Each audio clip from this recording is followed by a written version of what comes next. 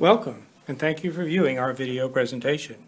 This video chronicles the experience of Dr. Reza Salami in his employment with A&T University in Greensboro, North Carolina, as a full tenured professor of more than 25 years. As you will see firsthand, A&T University has wrongfully terminated Dr. Salami from his employment after a stellar career in teaching students, managing significant research projects, and contributing to the quality and integrity of the education system, both at A&T and the entire NC University system. Judge for yourself whether the university has treated Dr. Salami fairly and justly, or as we believe you will conclude, Dr. Salami has been wrongfully removed from his tenured position, naming 6 unsupported charges against him, despite a full committee of his peers supporting him unanimously in remaining a full professor. If after viewing this presentation you would like more information or wish to offer your help and support to Dr. Salami, visit the website www.wifehr.com. And now I give you the renowned professor, Dr. Reza Salami. Thank you, my friend, Mr. Bolton. I am Reza Salami, and hello to all my friends, family, and to those people who are working hard to bring the justice and liberty for all.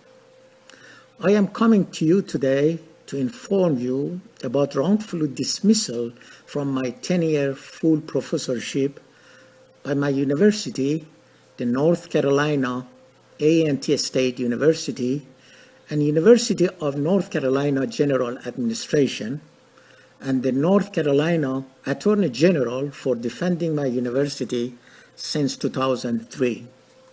I was wrongfully dismissed from my associate deanship for graduate and research programs in the College of Engineering on December 12, 2001, and recently I was dismissed on April 14, 2012 from my 10-year full professorship without any due processes, neither by the North Carolina Agricultural Technical State University Boards of Trustees, and nor by the Board of Governors. After serving my university and the state of North Carolina for more than 25 years without any factual justification, just for practicing my academic freedoms in improving the educational quality and professional integrity to our academic programs and university. I was dismissed while I was on the short-term disability, which it was approved by my university and the North Carolina Retirement Systems Division, based on the falsifying, fabricating, and providing non-factual statements and documents to the state and federal agency. The North Carolina A&T has terminated all my salary and benefits, including my medical insurances, disability, and unemployment benefits.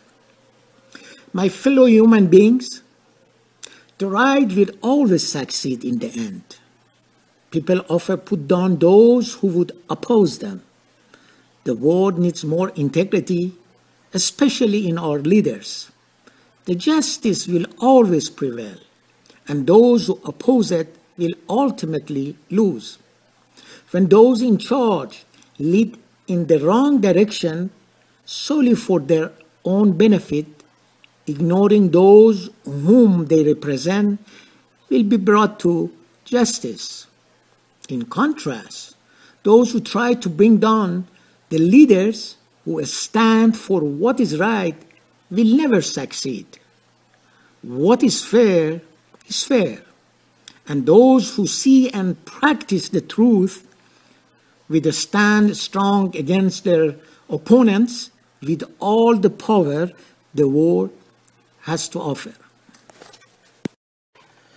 Here are the EPA non-teaching grievance hearing committee member who held for me on August 4, 2005 regarding my dismissal from Associate Dean of the College of Engineering.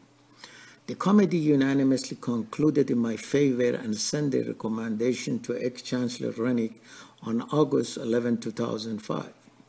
The committee observed that it's customary in this type of situations that the employee is paid through the end of the appointment period. EPA non-teaching employees receive annual appointment letters that are concurrent with the fiscal year, July 1 to June 30th. The committee recommends that Dr. Salami receive his salary at the associate dean's rate he was receiving for the period April 2002 through June 30, 2002, plus 6% interest compound annually through August 4, 2005, and that Dr. Salami continues as a professor with research and service to the university. But again, Chancellor Rennick rejected the recommendations, and thus it was appealed to the North Carolina A&T State University Board of Trustees. On October 26, 2006, Mr. Waldrop, who was the North Carolina A&T Board of Trustees General Counsel, was the UNC Associate Vice President for Legal Affairs. At the same time as the North Carolina A&T Legal Counsel was hired in February 2010, Mr. Waldrop was advising, getting involved, and coaching the College of Engineering faculty and the North Carolina A&T Hearing and Consideration Peer Committee on their hearing processes. And he was recommending that the A&T committee not to grant me with my request for extension of time on September 13, 2010, even though I was sick. It was the conflict of interest for Mr. Waldrop to get involved with my cases at North Carolina A&T. I raised two legal questions to A&T General Counsel: why I cannot go to my university to conduct research without being escorted by police, and secondly, if I have done any criminal act.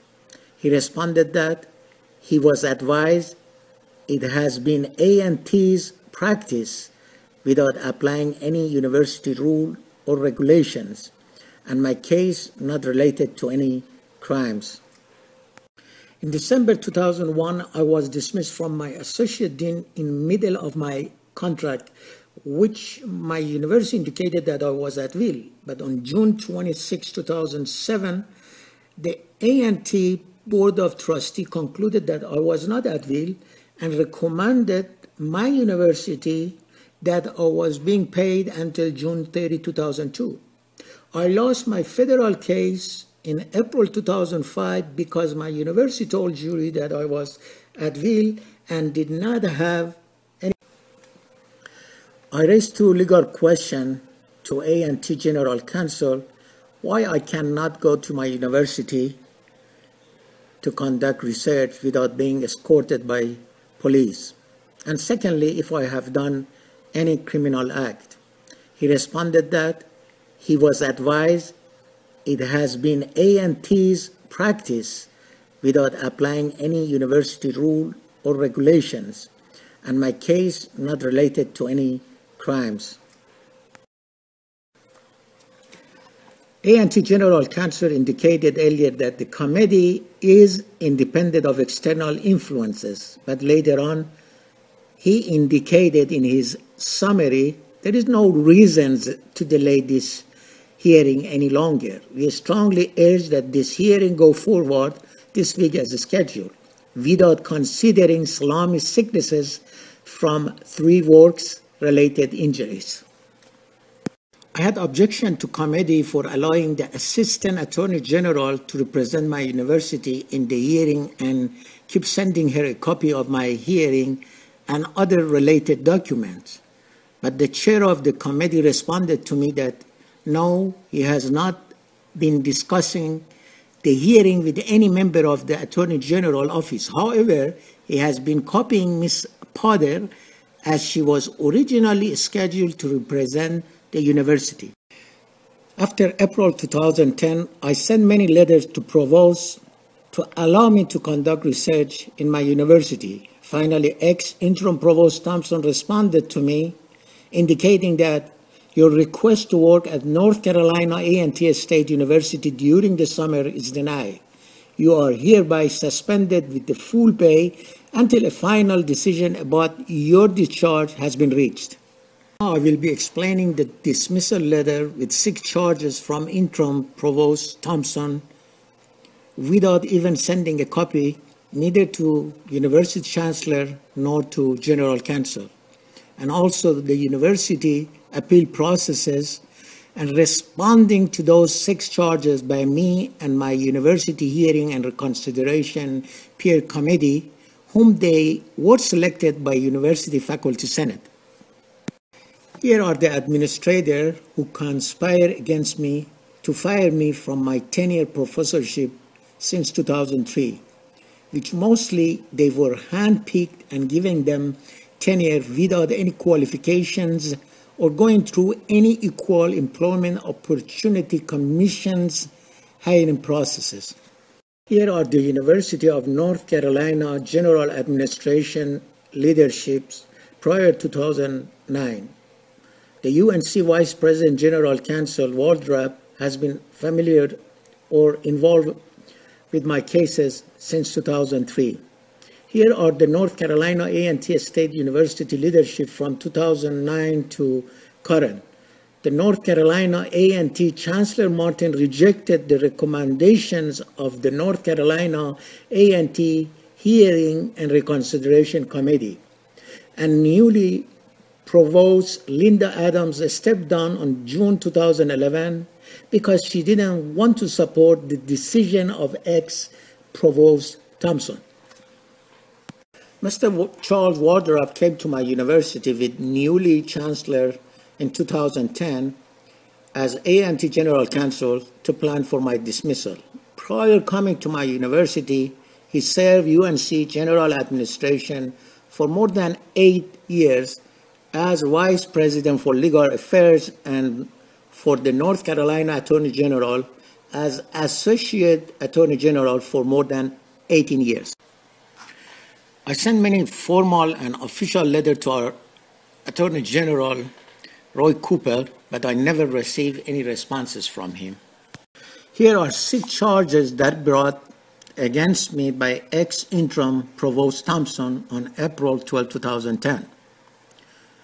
Not improving my teaching, not communicating with the interim chair Hamoush, absence from my duties, not revising my post-tenure review improvement plan, not conducting research, and finally not giving ABED material to Director Picornell.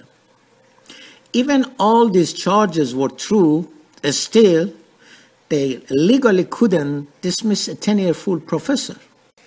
I received many outstanding teaching, research, and service awards at my university. My responses to those 6 charges are: never neglect my duties, and 26 out of 30 students who signed petition against me were not even my students. My physician, Dr. Pulaski and Dickinson, recommended to ex-Provost Thompson that I should not have had any face-to-face communication with Dr. Hamoush and Monroe because their continuous harassment, which Provost Thompson accepted. Based on affidavit support from my 3 teaching assistant at the time, I never missed any classes. I was received my departmental post-tenure peer committee and unanimously got satisfactory from them. But after more than 30 days, ex-Dean Monroe illegally changed it from the satisfactory to deficiency, which ex-Provost Brewington at the time did not support Dean recommendation, and because of it, she stepped down. Even I made the improvement plan, but I did not have to do one since I got the satisfactory from the post-tenure committee members. And I provided the ABED material to Director Picornell.